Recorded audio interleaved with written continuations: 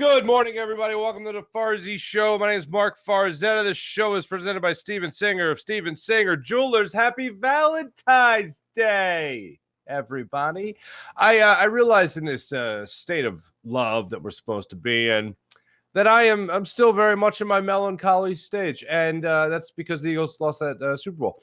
And I realized it really when I was putting on the Sixers game last night, and I thought to myself, this is me feeling like I used to feel in my younger days, like before I was ever cracking open a microphone or anything like that, any stint in the media or anything. I would, during these times, it's not uncommon.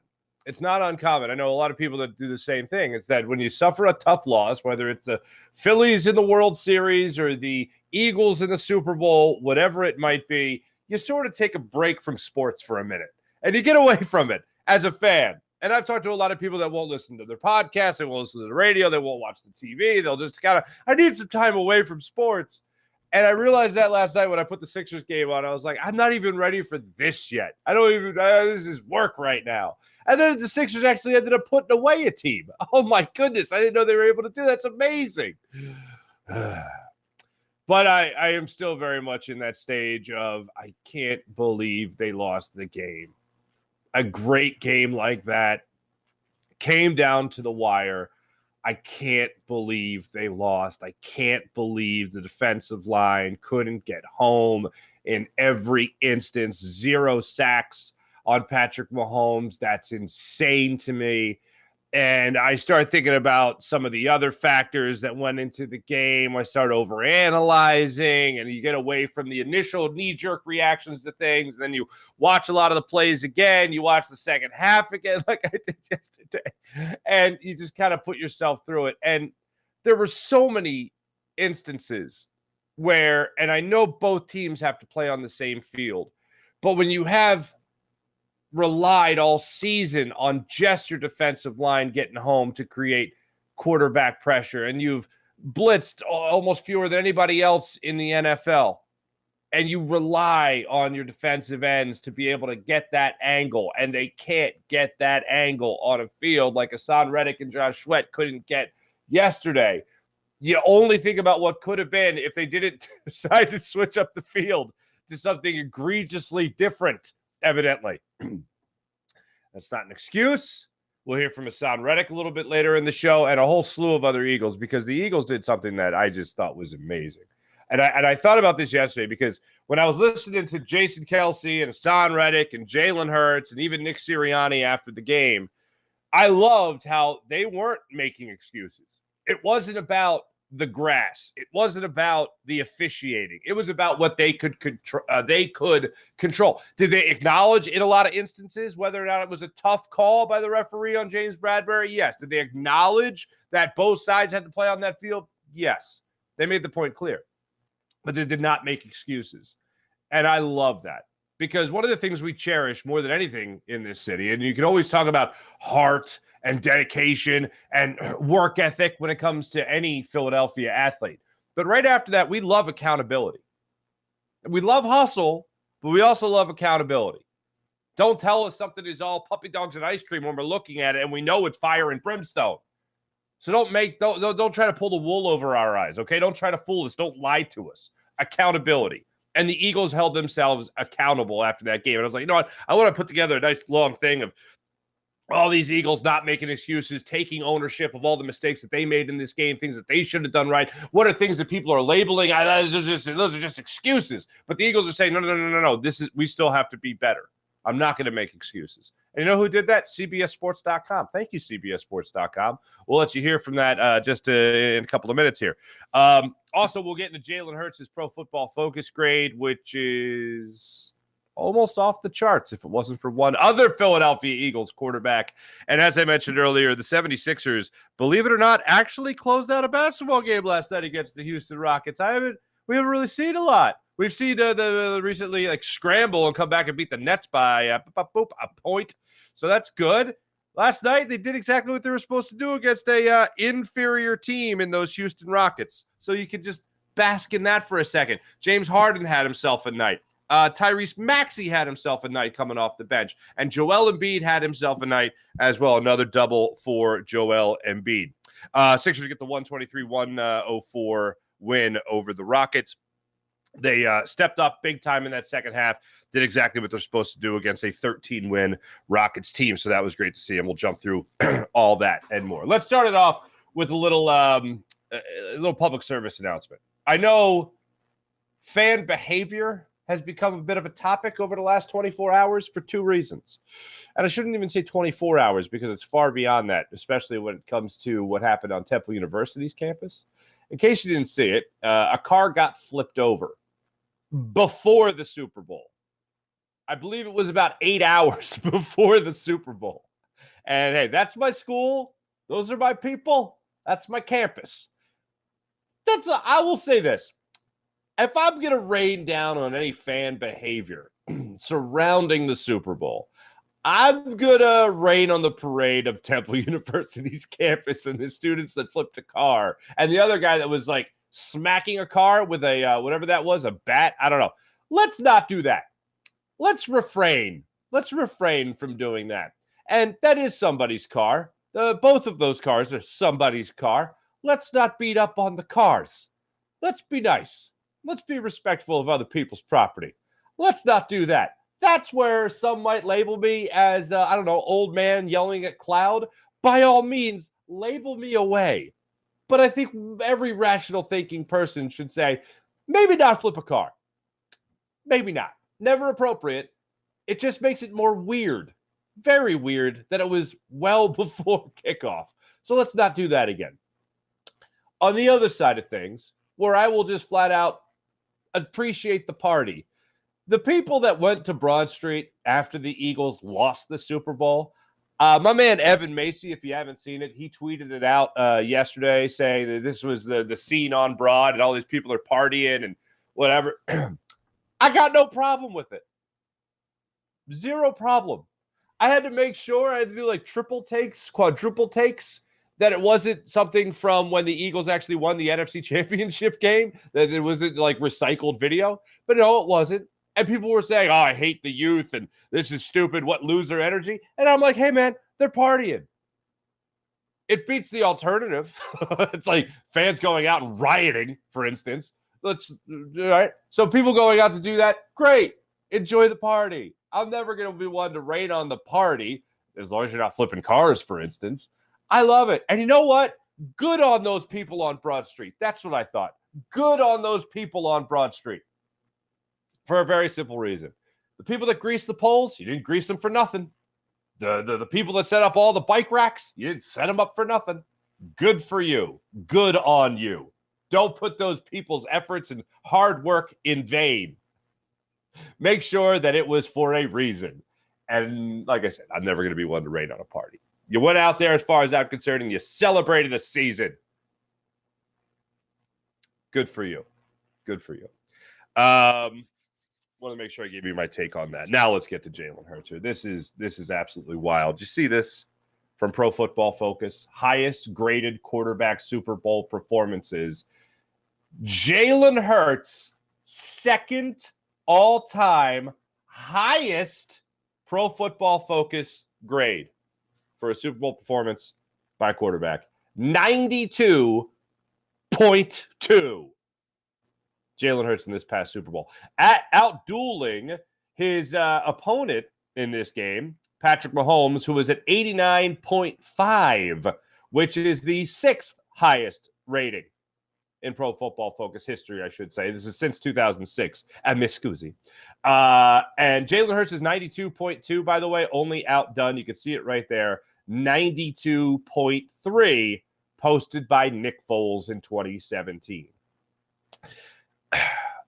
Often, you fumble a football that gets scooped and scored for a touchdown.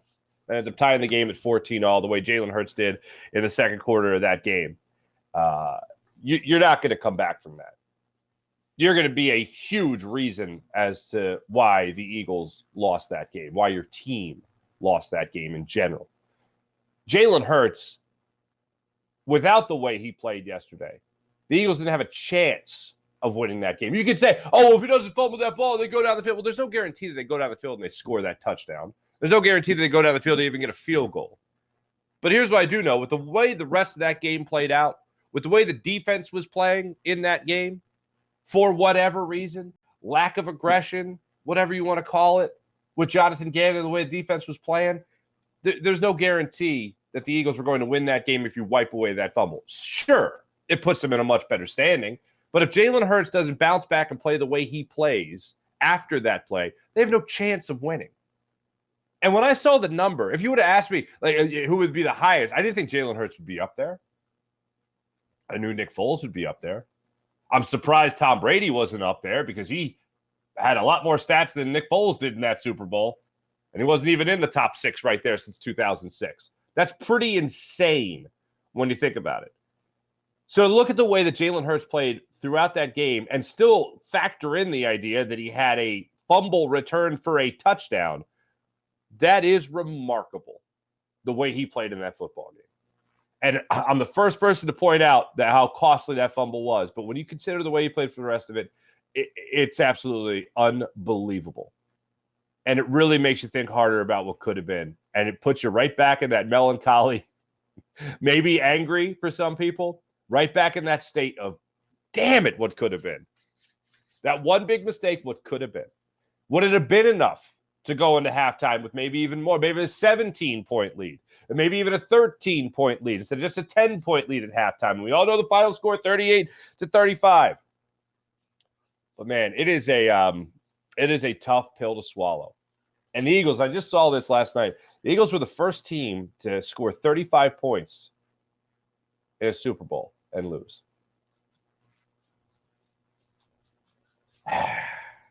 Tough pills to swallow. Tough pills to swallow. But I will say it does make it easier to know that this team is holding itself at a very high standard. In case you haven't seen this yet, this is a brilliant thing by CBSSports.com. They put this out on Twitter last night. And it's 90 seconds of the Eagles taking accountability. Now, why is this relevant? It's not just relevant because we spent 2 weeks and really still chastising 49ers fans for being a bunch of whiners and crying in their Cheerios about how, oh my goodness, oh, he should have been in the Super Bowl. Oh my goodness, if Brock Purdy stayed healthy. Oh my God, the Eagles should have won. And then national media members like Colin Cowherd and that other fellow with the long hair, used to be bald, now he's not. Nick Wright, that guy. Nick Wright saying things like, oh, well, if Mac Jones was the quarterback of the 49ers. I'm like, you guys are hurting yourselves. Hurting yourselves now. You're talking about quarterbacks for other teams potentially being quarterbacks. How many fantasy scenarios can you guys go? I know that the 2 weeks between the NFC Championship games and the Super Bowl is like a long 2 weeks in sports talk, but good God, guys, come on. You're going to pull a hammy trying to come up with all these little different scenarios. But I digress. It's not because. I don't play this because of the 49ers fans being the 40 whiners, right? I don't play it for this. I play it because something like this gives me a lot more confidence that the Eagles are going to be back in the Super Bowl. And we're going to go through the list of free agents that the Eagles have in 2023. And it's a long list. Some are significant, some are not so much. But assuming they're going to bring back some marquee players, guys that I think are going to be key contributors to getting back talent-wise, not just mentally, but talent-wise. Hearing the mindset of this team and guys that could very well be back, most likely will be back, helps me believe that this team will be back in the Super Bowl next year. Not just because of how good a quarterback Jalen Hurts is, not just because we know the key weapons like Dallas Goedert, Devontae Smith, A.J. Brown, they'll be back next year, and most members of this offensive line. I know Jason Kelce is a question mark. But really, when you look at it, it's not just the names on the roster, it's the mentality, between the ears of the names on this roster. And listening to this gives me a lot more confidence that this Eagles team will stop at nothing and lack zero motivation when it comes to getting back to the Super Bowl next year. That's why I play this. It's not just because 49ers fans don't believe in accountability. It's because I want everyone else to hear how accountable this team is. You're going to hear in this video from Jason Kelce, from Jalen Hurts, from Hassan Reddick, Jordan Mailata, and Dallas Goedert. maybe a couple others I missed, but I think you guys could tell the voices apart here. Here are the Philadelphia Eagles taking accountability for their Super Bowl 57 loss. No excuses when it comes to officiating. No excuses when it comes to the field. Here are the Philadelphia Eagles on that. No.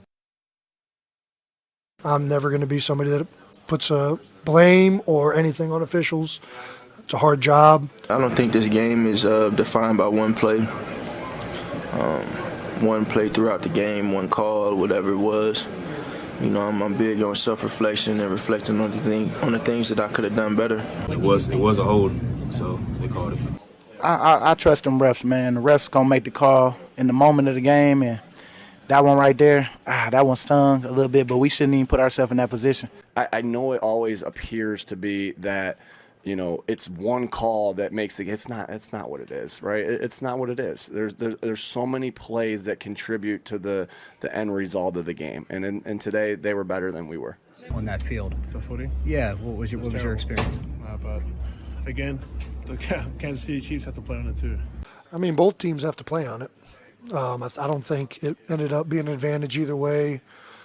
I think both teams probably had their fair share of slips and whatnot. A lot of people said that, you know, if you look at the film, everybody slipped on both sides, so I'm not going to sit there and use it as an excuse or complain about it. I mean, you know, it's evident, though, when you see the tape is on there, whether it be us or them, when you see the tape is on there. Both teams played on the same field. You know, saw them slipping around a little bit. Obviously, field conditions, we got to make sure we're right.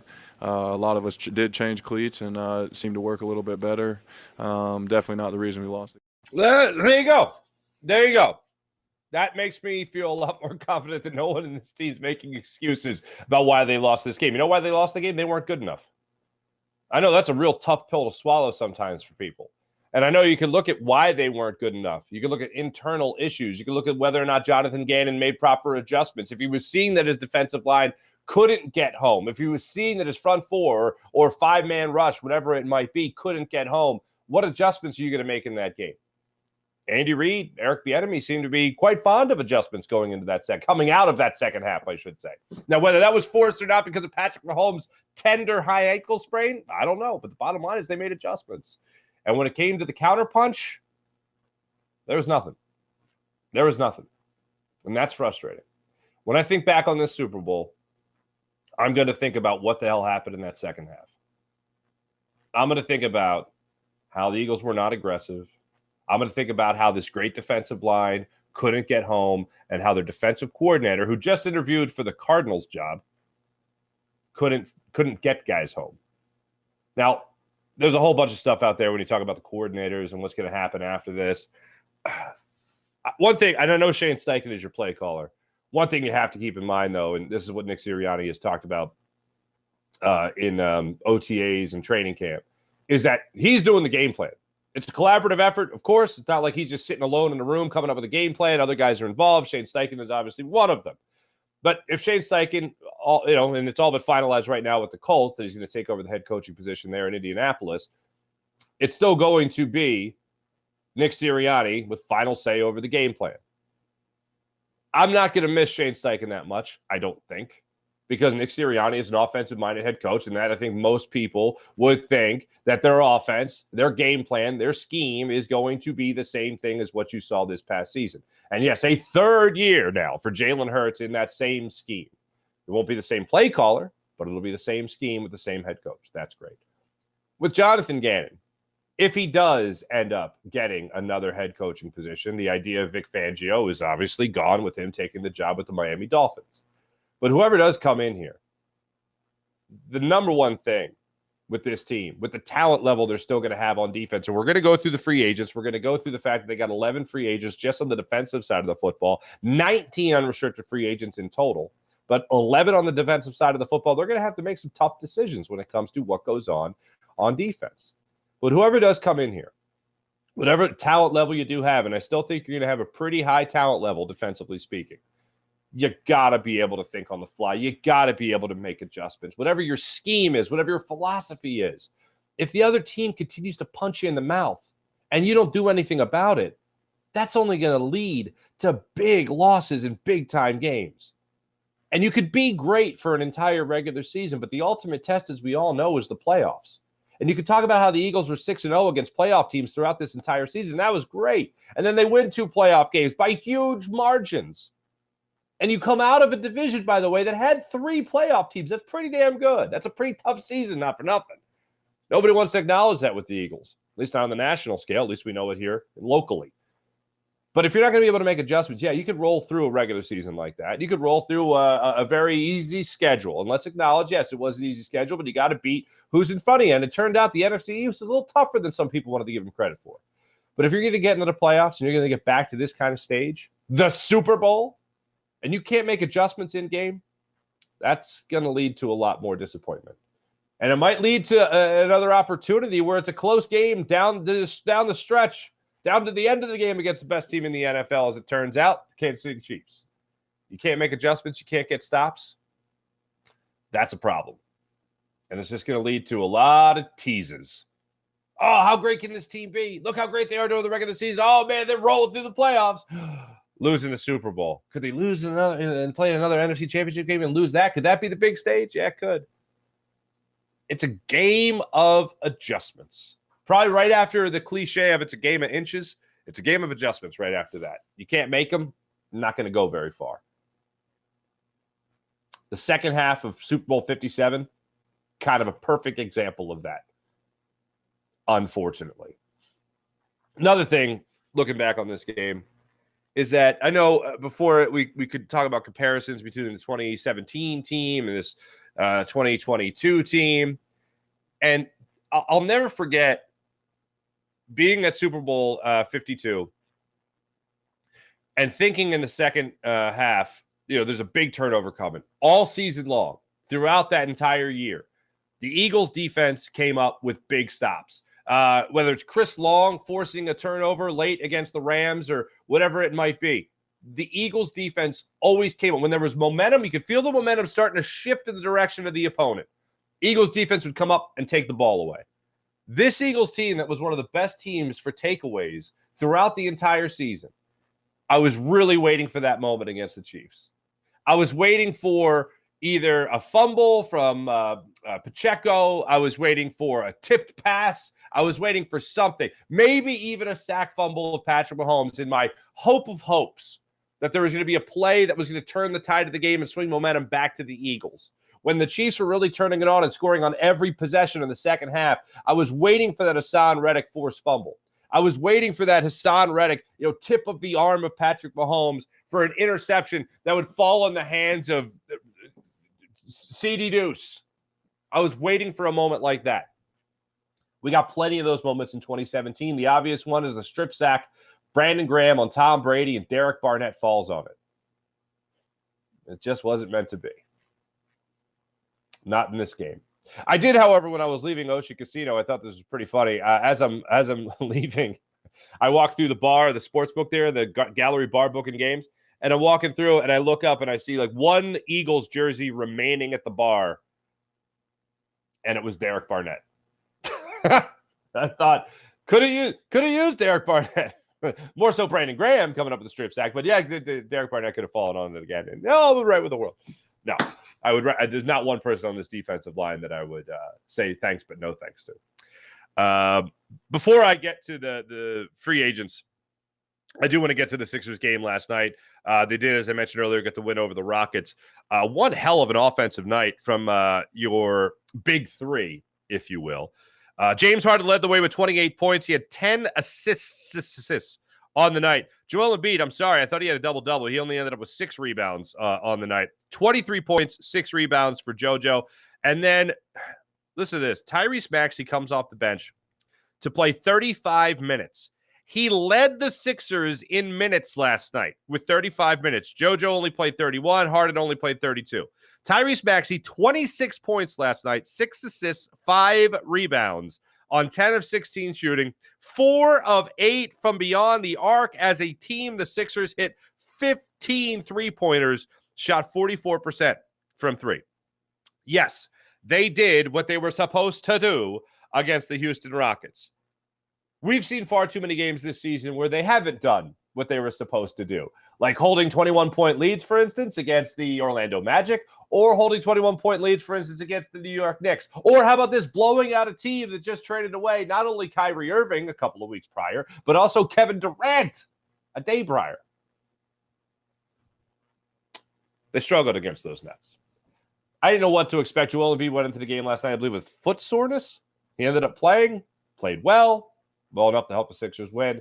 Your other two big guns, of course, helped you out as well. You had a little Bobby and Toby reunion last night as well, with Boban Marjanovic coming to town with the Houston Rockets. Some people talking about him on the buyout market. So that was great.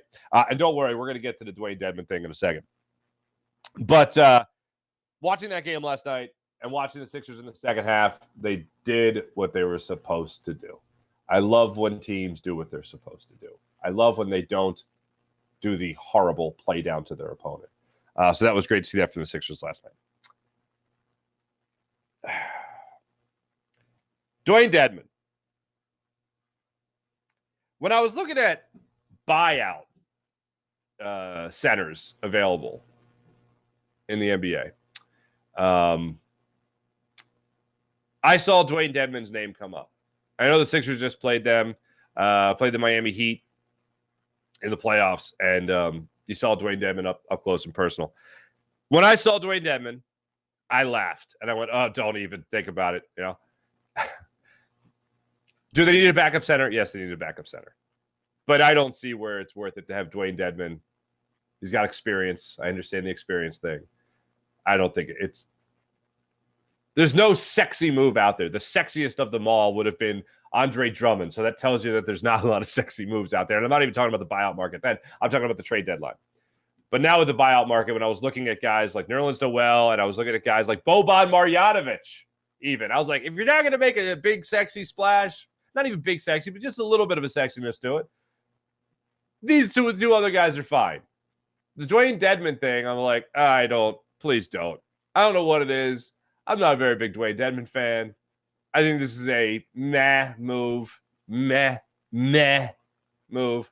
At least Bobby would have put some smiles on people's faces just for the reunion. It's been very underwhelming.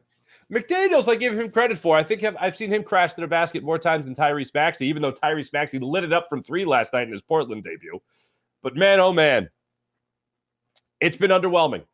It's been underwhelming. Not that I expected any huge move. There was no Harden deal out there. You know, there was no other move like that to bring in a superstar or anything like that, nor would I expect the Sixers to do that with the scenario that they're in right now with the team they have put together already.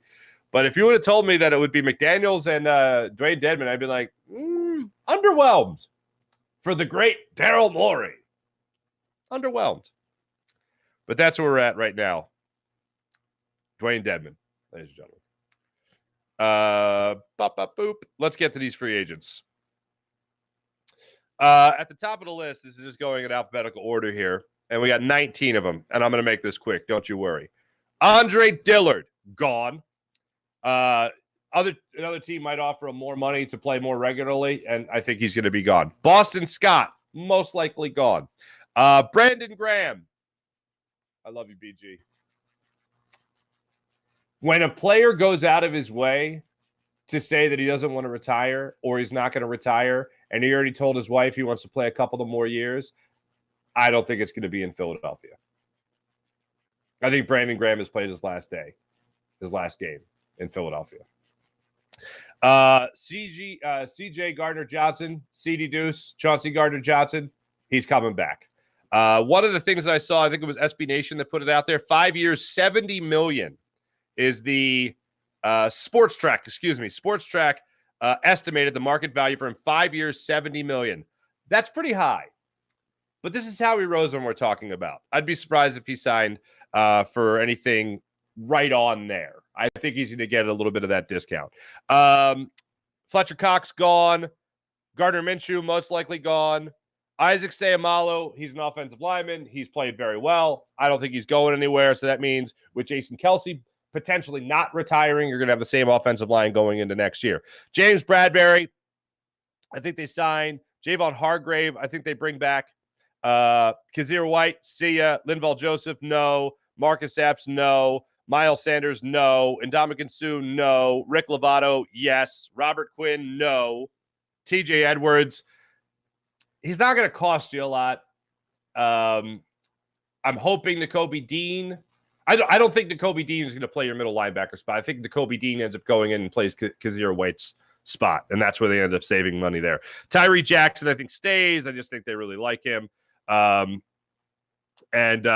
Zach Pascal gone. I know Nick Sirianni really likes him. I know they like depth, but I think Zach Pascal ends up staying here gone. Ends up going elsewhere in Philadelphia. So when you look at it right there, of 19, you're keeping 5, 6. So I know a lot of people are going to be talking about, all these free agents, 11 on defense. I think you're looking at guys right now, just defensively speaking. BG gone. CD Deuce stays. Fletcher gone. James Bradbury stays. You're not exactly keeping everybody on this list as far as what I'm thinking. Folks, it's that time of the show where I've woken up Lil Toots. You all right, sweetheart? Ursula came in your room? Ursula from The Little Mermaid, folks. Ursula from Little Mermaid is apparently haunting my daughter's room, and she's been doing it for quite some time. And quite frankly, I'd like her to knock it off. So that's what you're looking at right there. When you hear people talking about, 11 free agents, yeah, that includes a lot of names, obviously, and just on the defensive side of the football. But I think Kazir White's not a big deal. I don't think Marcus Epps is a big deal. Ndamukong Suh, Linval Joseph, I don't really see coming back. Javon Hargrave is one of the names that I do see coming back. And Fletcher Cox, not. Brandon Graham, not. Yes, some of this is going to hurt, but most of it is not. And let's not forget the Eagles do have a 10th overall draft pick on the way. That's another thing. Not only are we seeing our teams play for championships, especially the Eagles, well, only the Eagles, they have pretty nice draft coming up as well. Let's knock it out of the park there, Howie. Let's knock it out of the park. Let me tell you about Steven Singer of Steven Singer Jewelers, the other corner of 8th and Walnut, right there on Jewelers Row. For over 40 years, Steven has been in the love business for days like today, Valentine's Day. So go to the other corner of 8th and Walnut, pick out something special for that someone special in your life at Steven Singer Jewelers. Steven Singer Jewelers, one place, one price, the perfect price each and every day. Online at IHateStevenSinger.com. That's IHateStevenSinger.com. You want to say hi? Go ahead, say hi. Hi. Can you say hi to the people on the podcast? Hi. Can you say people on the podcast? People on the podcast. School's on time today because there was no Super Bowl yesterday. And Mommy, I believe, got you hearts for Valentine's Day for your class. So that's cool. Home of the perfect price, Steven Singer Jewelers. One place, one price, perfect price. Online at IHateStevenSinger.com. What's that, sweetheart? I don't want to go back to my room. You don't? Yeah, it's fine. You want to have a seat on the chair over there? You want to sit down and relax? No. You want to keep mugging. In my bed. You want to keep? What's that? Ursula came in my Ursula bed. came in your bed again? Yeah. What's What's her deal, man? I don't know. All right, I'm gonna say hi to everybody in the chat. Okay. In case you're wondering, no, I still don't have walls in my studio. It's literally just a corner with my old brick backdrop. Thank you, sweetheart. With my old brick backdrop. Oh, Daddy adjusted the camera, so you're more in the shot this time. That's a mistake. But no, I guess not. If they can see your face, you're kind of cute. So yeah, no walls in the studio just yet. We have our contractor coming over today, though, and he's gonna hopefully. Why is start. this Robert's coming today. Robert? Yeah, Robert's coming today. Now? No, not right. That'd be early for him. Morning, Kevin. April, what's going on? Worst loss of my lifetime. Don't what? April? Yes, April. You just said April's name. That was so good. April, how about that? That's nice. April from Ninja Turtles. Yes. I'm so proud of you. She likes Ninja Turtles, which is cool because I like Ninja Turtles. Worst loss of my lifetime, says Dan Schwartz. What's up, Dan? Don't know when I'll be right. Philadelphia Stars coming back. Whoa, kill me. Dan, hang in there, buddy. I'm with you. Yeah, that's a little bug. That's an ant. I don't know how an ant got down here, but that's okay, sweetheart. You're fine. Good morning, Mark. Hey, Fuji, what's up? Just thinking about it last night. I think 0-4 loss hurt more because we knew their window was closing fast. Ooh, that's true. Hi, sweetheart. I want to sit. You want to sit? Okay, hush, bet. Here you go. Ready? There you go, sweetheart. Oh. Okay. Did you wake mommy up by chance? No. No. Good girl. I got lipstick on. You got lipstick on? Mm-hmm. Where'd you get lipstick? No. You don't know? Okay. Did you steal mommy's lipstick? Yeah. Did all right, whatever. Jonathan Harvey, rumor is Sirianni wants to keep Gannon. If that is true, Howie must stop that from happening. Jonathan, you're not far off. I did see that that it could potentially be a raise, which would be the obvious thing there, or the most likely thing if you're not going to let him go. But we'll keep him for more money. No, I think you could do all right if you're stacking this defense. I think it's an easier job for defense coordinators. That's why when we went through the season with I know we always play the blame game. Well, when we talk about the credit game, I think credit was mostly given to Howie Roseman for stacking the defense for JG. Right. What? You're talking. I am talking. Okay. This is how we get all that. We buy all that mac and cheese for you. Okay, Daddy. Dan Schwartz, at least give me a week to blame everything else. Refs, announcers, Roger Goodell, Fox News, liberal media, Biden, Trump. Oh, you just played a clip. She just played a clip. That's Daddy. Not. Yeah, I don't want you to fall over. You're falling over. No. You're falling over. Smoking. Everyone's smoking. That's good. April, did not think I would start my day thinking the X-Files, but here we are. Little Toots needs a U.S. X-Files investigation. You ain't kidding. There she is. This is too cute. 2 days till pitchers and catchers. By the way, I thought it was April when you said pitchers and catchers, or not pitchers and catchers, spring training. That's games. I'm an idiot. I was thinking pitchers and catchers was in a couple days. It is. I'm an idiot. Me scusi. Look out, PJ. She's coming for your job. She is the absolute cutest, Mark. For real, dude. She's okay. She's okay. Oh, you slept with your ponytail thing in. Pigtails. Huh. At least one of them. I think you got the other one out. I'm about to get clowned out by a Broncos fan at my second job today. Mihai, are you serious? Yeah. That's no bueno.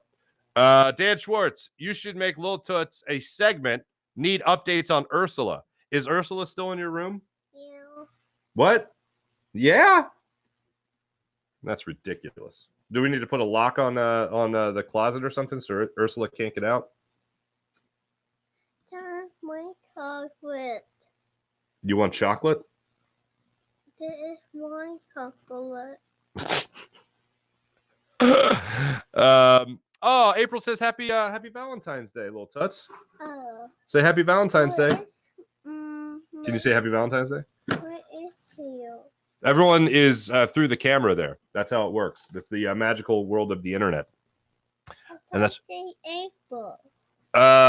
Ray Fitzgerald. Why couldn't Sirianni tell Gannon I need more pressure on the quarterback that got the momentum? I don't know, Ray. I would hope that would be an open conversation. Nick Sirianni has gone out of his way enough times as a head coach here to say that his name is on everything as the head coach of this football team, and he needs to make sure that with his name on everything is operating at an optimal level. It certainly wasn't happening in the second half of that game. Maybe Nick Sirianni saw that they couldn't get home with the five-man pressure. And let's not also forget for a second here that Nick Sirianni has praised Jonathan Gannon out the wazoo. And it's wild to think about that, but it's true. He has praised him a hell of a lot. Dan Schwartz, Jonathan Gannon could have used Ursula on the defensive line.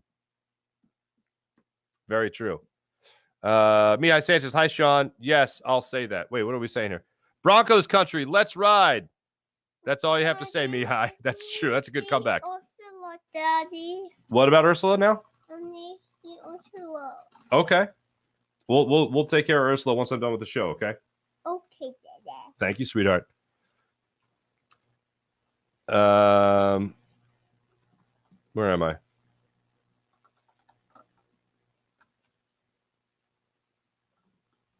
Oh, say hi to Little Toots, Mark. This is from Dan. Dan saying, say hi to Little Toots. First time someone has got me to smile since that game ended.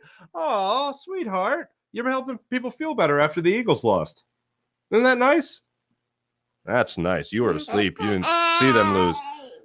Oh, my God. Dan Schwartz. Hey, Mulder and Scully. Know what the... Let's not touch that keyboard, okay, sweetheart? I know you want to produce the show. Thank you. Thank you. So there you go. Yeah, here, play with this one. That's a keyboard that is not working. Hey, Mulder and Scully know about the UFOs, but they don't give a damn. That would be a great. I wasn't the biggest X-Files fan. I appreciate it for the cultural phenomenon it was in the 90s, but when that would be a whole episode. If like UFOs were going behind Mulder and Scully and they're talking about what the hell happened to the Eagles in the second half, and that was the investigation, or they were investigating the field. This grass is not of this earth. That would be a story. That would be a story. Oh, Mihai says, good morning, little toots. Good morning. That's nice. So there you go. Thanks everybody in the chat. You guys are great as per usual. Look, I haven't seen yet when we're going to hear from Jeffrey Lurie. I haven't seen yet when we're going to hear again from Nick Sirianni, Howie Roseman, and those guys. But I assume it'll be sometime after decisions have been made with Jonathan Gannon and things have become official with Shane Steichen, just so they don't have to talk about it twice. Don't you see Ursula? No, there's no Ursula down here. I assume they're going to address the media after that all goes down. So we'll see what happens after that. Is he in the pool or is he Ursula in my bed? I'll check right after the show whether or not Ursula's in your bed. Okay. All right. Maybe I hide it. Maybe, but she's kind of big, so it's difficult to hide. I don't know what would she hide behind in your room? My blanket. Under your blankets? She can't fit under your blankets with all those tentacles. Plus, doesn't she get like a ship run through her when like the movies, like at the end of the movie? Yeah, I think you're fine. I think we're fine. King Trident and whatnot, we're all good here. By the way, Little Mermaid is obviously a movie I've seen. However, the more recent movies, like Encanto, I've seen the same 20 minutes 1,000 times? About 1,000 times. I have no idea what's going on in that movie except for that 20-minute segment. No. So that's where I'm at right now. Dad. What? Dad is a pink cup and an Ariel, Dad. Yes, I have seen that movie. I saw that movie even before you were born. Don't tell me about Little Mermaid. You don't know Little Mermaid. She just elbowed me in my chest. That's good. That'll come in handy when you're playing basketball when you're older. April, that's hilarious. Mark, spoiler alert on Little Mermaid.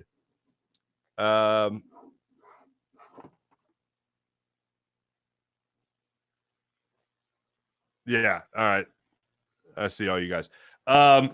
Let's get to the morning rush brought to you by Sky Motorcars, SkyMotorcars.com. Sixers after the win over the Rockets last night, 123. Sweetheart, let's not touch that button because these buttons could knock Daddy off the show. So let's not touch those. Yeah. And Daddy's reading this right now. That's his notes. Sixers back at it tomorrow night against the Cleveland Cavaliers. The 38-win Cleveland Cavaliers. 7:30 start time tomorrow night. That game is in South Philadelphia. The Cavs own a spot just above the Sixers right now in the standings. Now, as for the let's not touch that button. Thank you, sweetheart. As for the Flyers, you continue, sweetheart, to keep touching buttons. And that is not good. That is no bueno. Thank you. That's very nice, sweetheart. Thank you. There we go. The Flyers, on the other hand, thank you, sweetheart. The Flyers, on the other hand, thank you. You're adorable. You know that, sweetheart? You're adorable. Yeah, I know all these buttons are really flashy and shiny, but if you could just let Daddy get to his notes real quick. Where is that? This is called Basketball Reference. This is where, see all these guys? These are all guys that he watches when you're watching Paw Patrol in the other room and you're watching Genevieve's Playhouse. I'm in the other room watching these guys work. So that's what Daddy's doing in the other room. This is also Parenting 101 for people. It's not just a sports show. Yes, as soon as this show's over, I'm going to take care of that. And I'm going to keep on powering through so that I teach my daughter poise and persistence. Although persistence isn't a lesson she needs. She's got persistence down pretty good here. Flyers back at it 2 nights against the Kraken after falling to the Kraken 4-3 2 days ago. Or no, it was yesterday before the game. 2 days ago.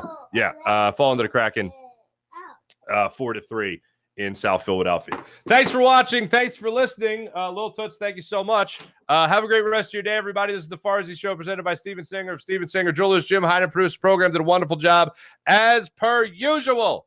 Have a great day, everybody. Here, come on in. Just say bye-bye real quick. Bye-bye. That's very nice, sweetheart. All right, guys. See you tomorrow. Quentin Michael will join the show. He'll give us a breakdown of all the things that went on defensively with the Eagles a little bit later in the week. Hollis Thomas will be joining us as well to also give his evaluation. I wonder what it'll be on this Eagles defensive performance in the Super Bowl. Thanks, everybody. Have a great rest of your day. See ya.